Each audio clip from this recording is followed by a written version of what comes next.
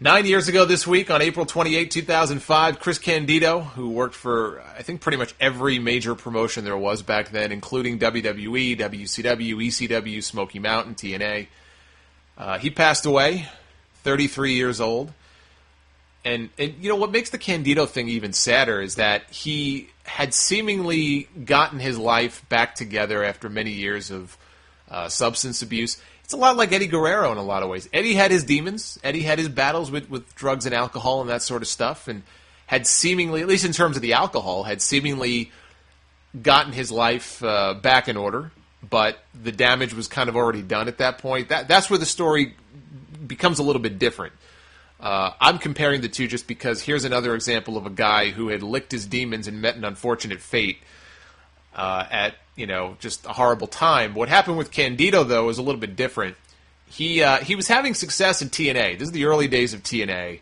He was managing the Naturals, which was the team of Chase Stevens and Andy Douglas. They were one. It was the Naturals and America's Most Wanted. They were some of the bigger teams back then in the early days of I guess it was NWA TNA at the time. And he had just managed them to a tag team title win at the Impact tapings, and they actually beat AMW on that show. Now, right before that, what happened here is Candido also wrestled for TNA.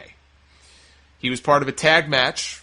It was him and Lance Hoyt against Apollo and Sonny Siaki at the Lockdown pay-per-view.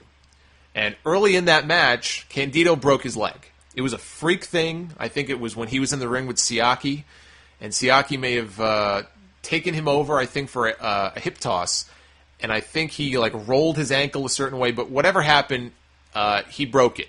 Broke his leg. I think his ankle. He had surgery the next day. They put in a bunch of plates and screws. He was the Bionic Man. That was on a Monday night. The very next day, he appeared at the tapings managing the Naturals. So he dove headfirst right back into things. I mean, he could not wait to get back there. He did not take much time off, clearly. He was right back into things. I think I remember reading at the time he refused to stay in the hospital overnight because he was afraid of the painkillers, given his past issues with addiction. He just didn't want to be around that kind of stuff. He didn't trust himself. Willpower thing, I guess. So, a day or two later, after the tapings, he boarded a flight home, which was not the wisest move because you're not supposed to get on an airplane so soon after the kind of surgery that he had. You're sitting there for a long period of time. You have to have your legs raised and stuff, and I'm going to assume that wasn't the case with him. And the reason being, it can cause blood clots. And those blood clots, or deep vein thrombosis it's called, and those clots can travel to all different parts of your body. They could travel to your heart, your lungs, your brain, I think.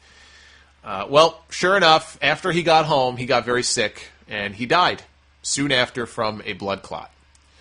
So the guy gets his life together.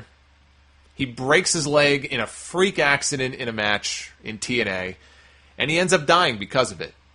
So that's what makes the Chris Candido story so sad. He was a really talented guy who had some troubles, as a lot of wrestlers did from back then, especially guys from that ECW era, in terms of the drugs and all that kind of stuff. A lot of them had problems.